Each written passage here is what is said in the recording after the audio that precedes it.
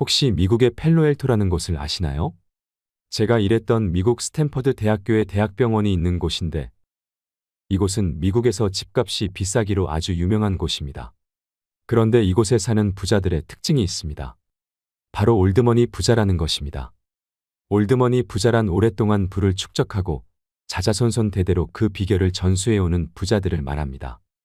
저는 스탠퍼드 대학병원 노년내과에 일하면서 수많은 올드머니 시니어들을 만났습니다. 그들은 막대한 재산을 운영하기 위해 재정부터 건강까지 꼼꼼히 설계하고 관리하고 있었습니다. 오늘은 이들이 자녀들에게 내밀히 전수해준 내용들 중에서 건강과 관련된 핵심적인 내용들을 말씀드리겠습니다. 먼저 궁금한 게 있습니다. 혹시 걷기 운동을 하고 계시나요? 만약 하고 계신다면 얼마나 하고 계시나요? 병원에 처음 오시는 시니어 환자들에게 저는 평소에 어떤 운동을 하는지 묻습니다. 대부분의 어르신들은 매일 아침 저녁으로 1시간씩은 꼭 걸어요라고 당당하게 대답합니다. 몇천 보 또는 만 보 이상을 걷는다고 하는 분도 있습니다. 이들의 근육 상태는 어떨까요? 걷는데 사용하는 종아리 근육만 단단한데 오히려 이런 근육이 자주 뭉쳐서 쥐가 날 수도 있습니다. 이처럼 문제가 있는데도 왜 우리나라 어르신들은 걷기 운동을 최상의 운동이라고 생각하게 된 것일까요? 바쁜 일상에 치여 생활해온 한국인들이 학창시절 체육 시간에 배운 운동이라곤 기초운동뿐이었습니다. 쉽게 말해 어떤 운동을 어떻게 해야 할지 모르기에 가장 기초가 되는 걷기부터 시작하는 것입니다. 특히나 돈이 들지 않는 이른바 가성비 좋은 운동이라는 점에서 걷기 운동이 한국인들의 국민운동이 된 것은 아닐까 싶습니다. 물론 걷기 운동이 무조건 나쁘다는 말은 아닙니다. 걷는 것도 제대로 하면 좋은 운동이 됩니다.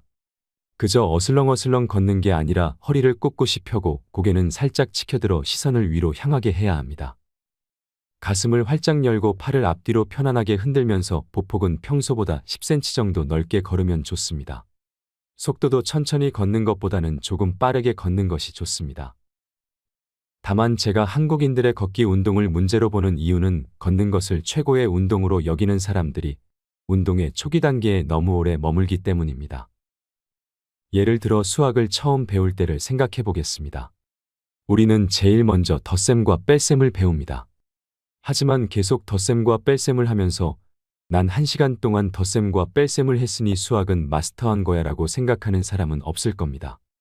이처럼 걷기 운동은 수학의 덧셈과 뺄셈 같은 기초 운동일 뿐입니다. 이를 시작으로 다음 단계 운동으로 넘어가 전신 근육을 활성화하는 것이 중요합니다. 걷기 운동과 스트레칭을 통해 몸을 풀었다면 허벅지와 엉덩이, 가슴 근육 등 다양한 근육들을 발달시키는 다음 단계로 넘어가야 합니다. 그럼 걷기를 넘어 이런 다양한 근육들을 발달시키려면 어떻게 해야 할까요? 바로 오버로드 원칙이 답입니다. 미국 노년내과학회, 즉 AGS는 모든 운동 처방 전은 오버로드 원칙의 바탕을 둔다라고 밝혔습니다. 오버로드란 쉽게 말해 근골격 조직이 익숙하지 않은 생리적 스트레스를 받으면 일단 적응한 뒤 능력을 증가시키는 것으로 점진적 과부하라고 합니다. 여기서 핵심은 익숙하지 않은 스트레스입니다. 우리 대부분은 평생 걸어왔고 앞으로도 계속 걸을 것입니다. 따라서 걷는 행위는 익숙하지 않은 스트레스가 아닙니다. AGS에 따르면 한 가지 운동 방법에 인간이 익숙해지는 데는 2에서 3개월의 기간이 소요된다고 하니 평생을 걷는 인간에게 걷기는 오버로드 원칙에 해당하지 않습니다. 그렇다면 우리 근육에 익숙하지 않은 생리적 스트레스를 그것도 건강하면서도 안전한 방법으로 주려면 어떻게 해야 할까요? 여기에는 두 가지 방법이 있습니다. 첫 번째는 운동의 강도를 높이거나 다른 운동으로 전환하는 것입니다. 쉽게 표현하면 현재 운동에서 위로 올라가거나 옆으로 가는 것입니다. 위로 올라간다는 말은 운동의 강도를 높인다는 의미입니다. 걷기에서 살짝 속도를 내 가벼운 조깅을 하거나 한층 강도를 높여 뛰는 것이 이에 해당합니다. 하지만 시니어들은 관절과 심폐기능이 좋지 않기 때문에 이렇게 강도를 높이는 것보다 옆으로 가는, 즉 익숙치 않은 운동으로 전환해주는 편이 좋습니다. 이것은 시니어들이 걷기 외에 더 다양한 운동을 배워야 한다는 뜻입니다. 혹시 의사들에게 이런 말을 들어본 적이 있으신가요? 선생님, 운동을 하셔야 합니다. 대사증후군 때문에 또는 우울증 때문에 운동이 꼭 필요하다는 이야기를 들은 적이 있을 겁니다. 하지만 운동을 해야 한다는 말뿐 정작 운동을 어떻게 해야 하는지 가르쳐주는 의사는 거의 없었을 겁니다. 구체적으로 어떤 운동을 해야 하는지 묻는다면 의사도 아마 대답하지 못할 겁니다. 왜냐하면 의대에선 운동을 가르치지 않기 때문입니다. 의과대학에서는 운동을 가르치지 않을 뿐만 아니라 레지던트 과정 중에 운동을 배우거나 할 수 있는 시간을 낸다는 건 꿈도 꿀 수 없는 일이기 때문입니다. 비단 의대뿐만 아니라 일반 중고등학교 교육과정에서도 다양한 운동법을 배워본 적이 없을 겁니다.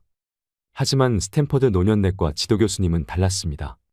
교수님은 펠로들이 물리치료와 재활의학과 로테이션을 돌 때 재활의학과 교수님께 따로 부탁해 저희가 환자들에게 어떤 운동을 시켜야 하는지 배울 수 있게 해주셨습니다. 그 덕분에 상세한 운동법에 관심을 가지게 되었고 근육 구조와 생리학을 다시 들여다볼 수 있었습니다. 우리는 시니어들이 근육과 관절을 매번 약으로만 치료하면 부작용이 생길 수 있으니 비약물 치료로서 운동도 함께 처방해야 한다는 것과 낙상한 환자의 경우 근육을 키우는 것이 중요하므로 이를 위해 어떤 운동을 가르쳐야 하는지도 배웠습니다. 저 역시 자연스럽게 관심이 생겨 박사과정 중인 개인 트레이너에게 레슨을 받으며 과학적으로 접근해 올바른 자세와 운동법을 배웠습니다. 의사가 먼저 운동해야 환자에게 제대로 가르쳐 줄 수 있다는 생각에 운동하고 도움받은 것을 진료에 적용하니 실제 많은 환자의 건강이 호전되었습니다. 여기서 한 가지 질문을 드리고 싶습니다. 지금부터 5년간 꾸준히 근력 운동을 하는 것과 5년간 몸에 좋다는 음식과 영양제를 복용하는 것 중에 어느 것을 선택해야 5년 뒤 더욱 건강하고 타인에게 의존할 필요 없이 생활할 수 있을까요? 여러분도 눈치를 채셨겠지만 정답은 근력 운동을 하는 것입니다. 나이가 들수록 근육이 더욱 필요합니다. 시니어들에게 대단히 치명적인 사고 중 하나는 낙상사고입니다. 넘어지거나 떨어져서 몸을 다치는 것을 뜻하는데 뼈가 약한 노인들은 가벼운 엉덩방아에도 허리뼈나 엉덩이뼈가 부러질 수 있고 이로 인한 골절이 사망으로도 이어질 수 있기 때문입니다. 하지만 나이가 들면 하체 근력 저하와 균형 감각 상실로 밖에서는 물론 집안에서도 낙상사고가 빈번히 일어납니다. 스탠퍼드 시니어 클리닉에 자주 오셨던 83세 남성 환자는 중증 치매이긴 했지만 근육량이 상당했고 넘어져서 다친 적이 한 번도 없다고 하셨습니다. 알고 보니 그는 젊은 시절 올림픽에서 메달을 따기도 한 체조 선수였습니다. 그래서인지 자칫 넘어질 뻔한 위기에도 근육이 자동반사적으로 균형을 잡았던 것입니다. 그렇다면 나이가 들어서도 손실 없이 많은 양의 근육을 유지하려면 어떻게 해야 할까요? 단백질 파우더를 섭취하고 다소 무리가 되더라도 근력 운동을 열심히 해야 하는 것일까요? 정답은 하루라도 빨리 근육을 단련시켜 근육량을 늘려놓는 것입니다. 너무 늦게 운동을 시작하면 근감소증으로 인해 근육량을 늘리기 어렵기 때문입니다. 근감소증은 50대 이후부터 빨라지니 하루라도 젊을 때 근육량을 늘려놓아야 합니다. 그렇다면 근력 운동을 하기 가장 좋은 장소는 어디일까요? 네, 당연히 헬스장입니다. 하지만 많은 분들이 바쁜 시간과 비용적인 부담 때문에 고민만 하고 계시다가 시간을 놓치는 경우가 많습니다. 그렇다면 헬스장에 가지 않고 집에서 할 수 있는 운동은 없는 걸까요? 그렇지 않습니다. 고무밴드만 있으면 됩니다. 테라피밴드라고도 불리는 고무밴드는 물리치료에도 흔히 사용되기에 한 번쯤은 접해보셨을 겁니다. 가격도 저렴하고 온라인몰에서 쉽게 구매할 수 있습니다. 고무밴드로 집에서도 쉽게 실천 가능한 3가지 운동을 말씀드리겠습니다. 간단한 운동 같지만 꾸준히 하시면 나중에 효자 노릇을 톡톡히 할 겁니다. 먼저 고무밴드를 이용한 등과 어깨 운동입니다.